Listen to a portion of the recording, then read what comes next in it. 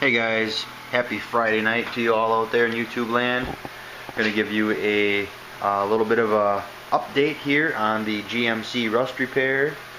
Just going to give you a quick little what I did tonight kind of thing. And you know what, this is actually going very, very well. I'm very happy with the results so far.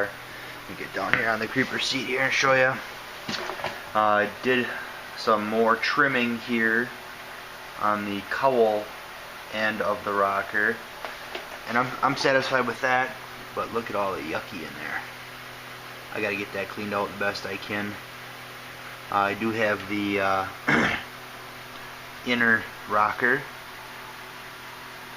removed. It didn't take long at all. It really didn't. I use, for my spot weld drill bit, I actually use what they call a rotor broach, a 3/8 rotor broach. And what's nice about it is it doesn't actually drill through your metal. Under here, I do have that flange somewhat prepped. These floor joists that come out, or floor reinforcements, whatever you want to call them, were packed full of dirt, mud, gross shit. I have them cleaned up and sprayed with weld-through primer for now. This is going very well. I've been working on this for about 3 hours tonight. I got this all cleaned up and made my decision on how I'm doing this. These factory holes in the inner rocker, there's one front and rear. I'm using those as guides for now, which I'll show you here in a second. But this is what is left of the inner rocker, and this is actually another reinforcement behind here similar to this. I'm going to use this. It's just a good point. It's accessible, and it's actually a well hidden area once the job is complete. Okay, so let me set you up here on the tripod, and I'm going to set this new rocker panel. I guess I could pan back here and show you. Okay, there's the new one that is rough trimmed, but well enough to fit. And this is the old one that came out obviously next to it. Took it out in 2 pieces. It's not the worst rocker, inner rocker that I've seen or replaced, but there's no way you're going to get a good weld to that. You're just not. I mean, it's so deteriorated and so soft that this is still the better way to go. Up here, it's much better salvageable to this point here. And that's actually going to be my last plug weld or spot weld. This is all good here. So this is, I'll just have to get up there and clean that and treat it and rust proof the hell out of it. So okay, let me put you down here, and we'll get you set up so you can see some very minor action shot here from me tonight. Get that set up there so you can kind of sort of see what's going on. Okay, I already have this set up. I already have it set up with sheet metal screws, so I don't have any clamps in my way when I go to fit the outer rocker, which will be tomorrow's task. And you guys can see these holes. I'll give you a closer look here in a second. Here's the drill.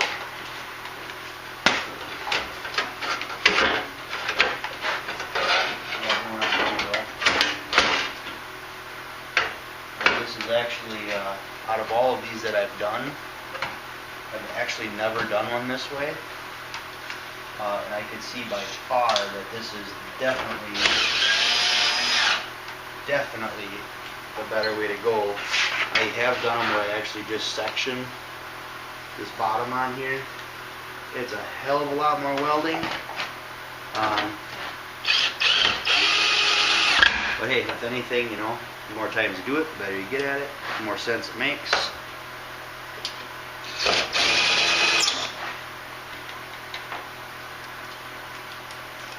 I'm very excited about how nice this is all fitting. And there will be be some more trimming involved.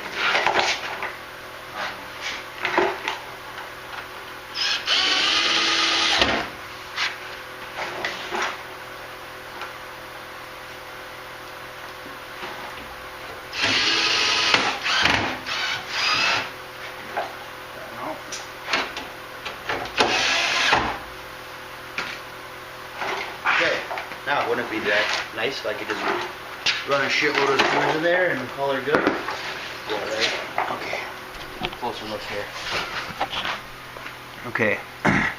This joint here, I've actually already scribed a line on the back side. I am going to be trimming this down quite a bit more to do a butt weld. I'm going to do butt welds on this because I have good metal to do it to. And I don't want any issues with corrosion in the future. You can see these holes aren't exactly perfect, but the holes are one size different. I don't remember what size socket. An 18mm impact socket fits perfectly through the replacement. It's a little tight in the factory one. So just using it as a guide. But as far as the fitment up in here is very, very nice. And this is going to be just awesome. I'm very, very excited to use that spot welder. I really hope that it works like advertised. Do a little bit. Like I said, this is going to be trimmed here too. I have a line scribed. Let me back up here. Approximately angled like that. Because it's an area I can get to, and it's a flat area, I can get to it and rust proof it. And because I have obviously limited access here, but I'm going to be okay with that. Now, for some reason, if the spot welder does not work as planned, this is still a very easy panel to plug weld in. I do have an air punch. And I'll just kind of go along and punch a bunch of holes in there, and I'll go ahead and plug weld them, and there's really no finishing to be done because they don't get seen. So if that's the case, well, big deal. I don't mind plug welding. Plug welding is easy. It's the upside down or the overhead plug welding that kind of blows, but everything's looking really good. Very happy with that. So that's the inner. And this will stay just like it is now until I get my outer rocker fit. I'm not going to weld anything until I have the cab corner test fit also, and with the rear door hung back on the hinges. I'm not going to worry about the front door. I'm not worried about height because I have a reference point, which is another positive to not taking this whole rocker panel out. I can use this height and this height as reference. If my rocker panel obviously is above or below that, well then obviously my door is not going to fit. I also will be using this edge as a guide. There's a factory paint line here. I can kind of guess or kind of estimate where I'm going to be at between this point, and this point. I'm not worried about my front door fit, but back here where I do not have a reference point, this is basically gonna, this is actually gonna be my only reference point right here. Maybe this corner, but I'm not gonna bank on it. So once I get this in place and it's tight against this flange here, I will then rough fit the new cab corner and throw the door on it and make sure I have a good gap here. Sorry about that, guys. A good gap here all the way down, and then of course a good gap on the bottom of the door. So everything fits. These trucks generally go back together very nicely. This will be the, gosh, I think this is the 4th or 5th Silverado / Sierra truck that I've done cab corners and rockers in. This one is by far going the best so far, whether it's because I have a little more experience now or because I'm doing this method of full replacement, or at least 99 or 95% replacement. versus splicing. I mean, this was kind of a duh. I don't even know why I did it the other way before. But you know, live and learn, right? So that's where I'm at for tonight. I do plan on, or hope to spend about 4, maybe 5 hours out here tomorrow. The weather here is supposed to be nice, so I might cut some wood for a campfire pile. So we'll see what goes on. Lawn might need to get mowed, you know, general household duties. But overall, guys, I'm really happy with how this is going. It looks so much better already, and so much less scary. It's amazing. You know, that's the pile of junk that I've cut off here already, just from this side. And like I said, that's not the worst I've ever taken out. I mean, I've done, the last one that I did was pretty much gone up to the middle of that X right there. There was just nothing there. Oops, sorry about shaky cam. But like I said, you cannot weld, you cannot overhead plug weld on something like that and expect it to hold and not blow through and not be a nightmare. Now you could probably, if you want to roll the dice, you could probably do panel adhesive on a bottom flange like that. But this is a somewhat structural, maybe not even structural is the right word, because it is a full frame vehicle. Just a safety, just for occupant safety, I trust a weld a little bit more on something like this. Because these trucks do not have a center pillar between their doors, this is a very vulnerable spot right here. So I don't want to take any chances. I said I try to do everything, like any repair like this, I try hard to think of would I put my family in this vehicle when the repairs are done. And so far I would say why not. It's basically going into factory seams at this point, with the exception of the very ends, which are not critical. It's going to be a butt weld joint. At this point, that's what my decision is going to be anyways. I may change my mind, but I think that's going to be a cleaner job to do that. Do it as a butt joint.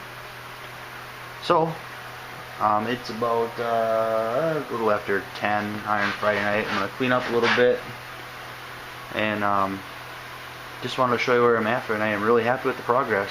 So I'm going to get inside so I can get some good sleep, and my next step would actually be to trim the outer.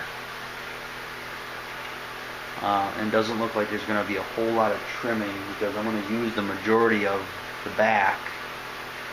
I'm just going to nip off the first 4 or 5, not even, about 4 inches of that, so I can butt weld back to this.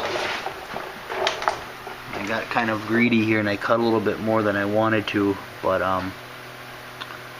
one of my bosses told me once, he said, if you can jump across it, you can weld across it. So I'll just get it fit as good as I can, and it'll be fine, I'm sure. But knowing that I'm going to have really good access. Can't even see that hole, I don't think, guys. Sorry. Well, there's a hole up there somewhere. Right there. Because I'm going to have really good access with that hole to that front corner, I can pound the seal out to this thing, which is a rust proofing product that we use here in the Midwest.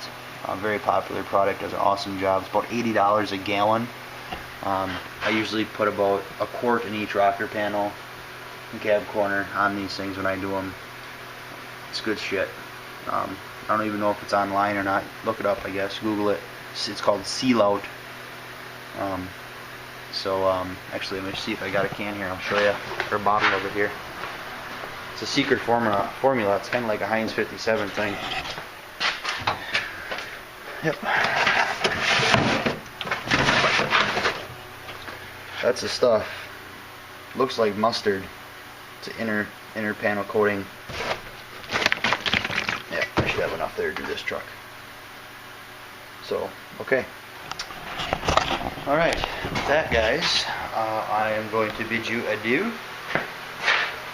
and keep up the good work. Everybody's got really good videos out there, and Darren, of course, you've got awesome videos always very informational, good stuff, technical information. You know, the one you're doing now with the Cougar, about dry stripping, and then you had mentioned the EPA stuff, which is very interesting to me because of my career, and EPA is one of those things that you don't necessarily ever dread them visiting your shop, but sometimes you can't help but get a little nervous when they're around, I guess. But you're doing the right thing. You're doing way better than a lot of guys are as far as following the rules and being compliant. So keep up the good work, and we'll catch y'all later. Hope you have a great weekend, and I'm going to try and do at least one more video yet this weekend for you guys. So there, that better? Hope you weren't looking at my nose there. Sorry. See you guys.